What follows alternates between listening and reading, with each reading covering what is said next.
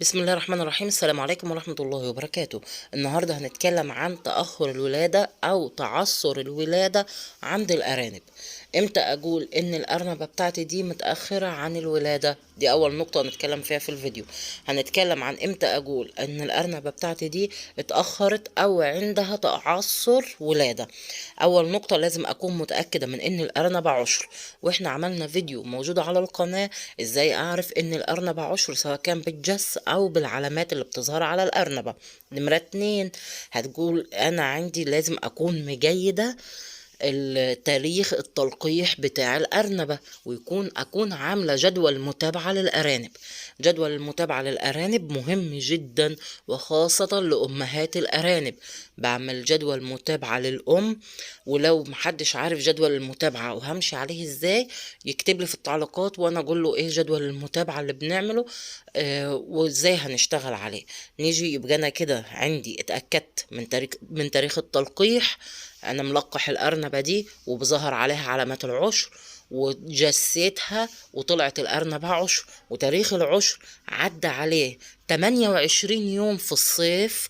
الارنبة بتولد بعد 28 يوم في الصيف و30 يوم في الشتاء.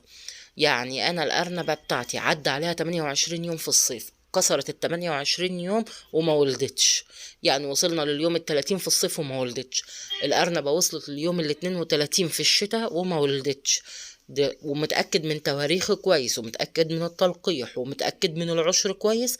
ساعتها أقدر أقول إن الأرنبة دي عندها تعثر ولادة أو متأخرة في الولادة.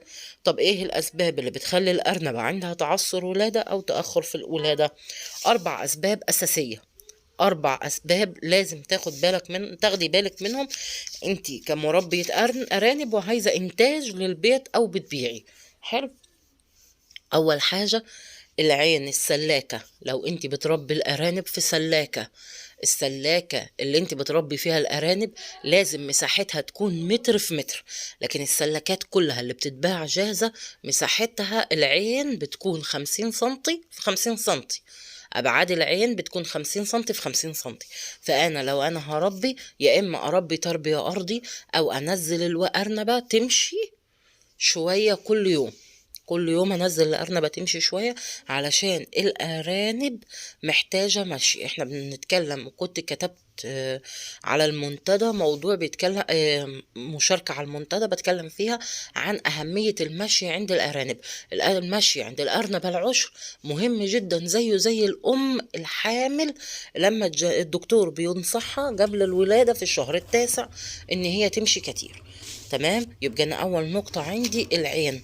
والعين قلنا بتاعة الولادة اللي هي السلاكة بتكون 50 في 50، فما فيش حركة عند الأم.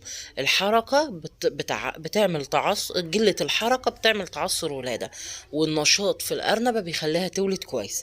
يبقى دي أول نقطة. النقطة التانية أو السبب التاني كتر الأملاح والفيتامينات اللي بتديها للأرنبة. احنا بندي املاح وفيتامينات وكالسيوم واملاح معدنية وسيلينيوم للارانب، ولكن باجي بعد اليوم العشرين من العشر بقلل كمية الفيتامينات. تمام.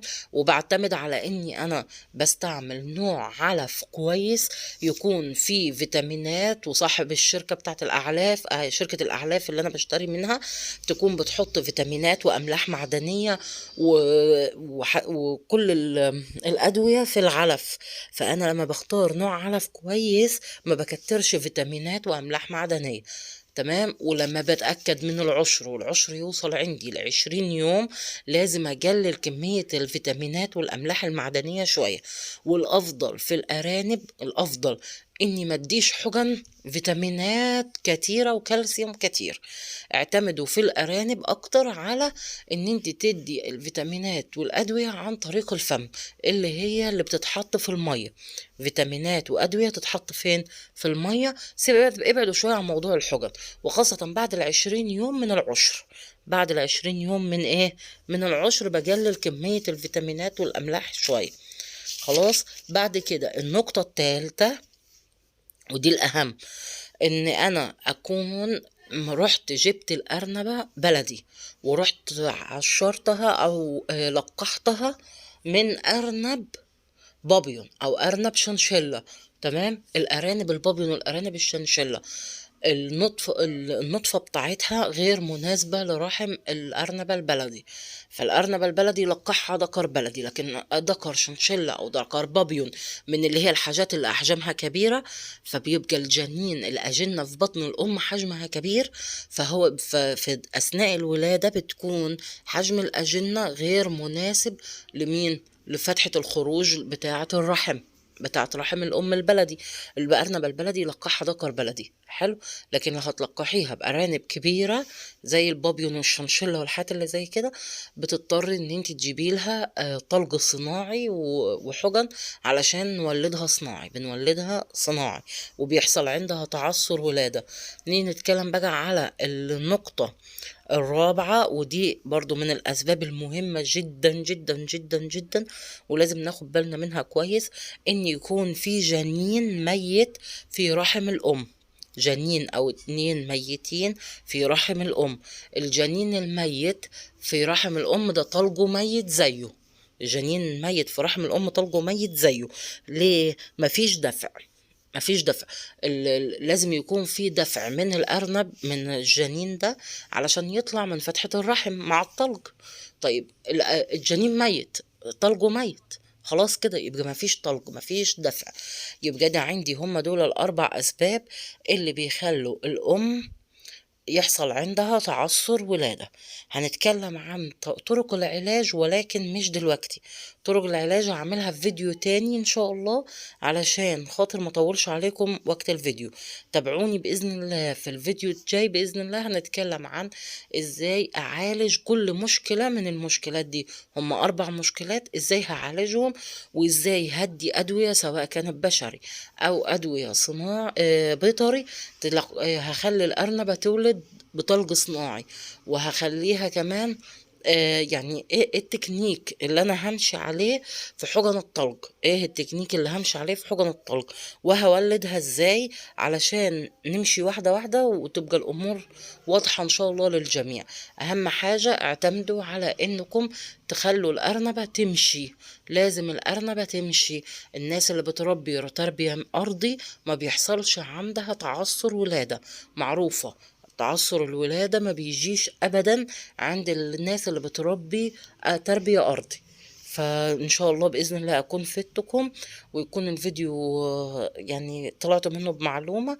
أشوفكم في فيديو تاني بإذن الله، والسلام عليكم ورحمة الله وبركاته. وما تنسوش الله يكرمكم، ما تنسوش لو عجبكم الفيديو تعملوا اشتراك في القناة وتعملوا وتضغطوا لي لايك، تمام، على الفيديو علشان الفيديو يرتفع شوية والقناة تتحرك شوية، لأن ما عليهاش حركة ولا مشاهدات. خلاص يعني هو الأرنب البتاع ده اللهم بارك، اللايك مش هيكلفكم ودن أرنب يعني فياريت ما تبخلوش عليا باللايك، الله يكرمكم. السلام عليكم ورحمة الله وبركاته، ورمضان مبارك علينا وعليكم وعلى أمة محمد أجمعين عليه الصلاة والسلام. سلام.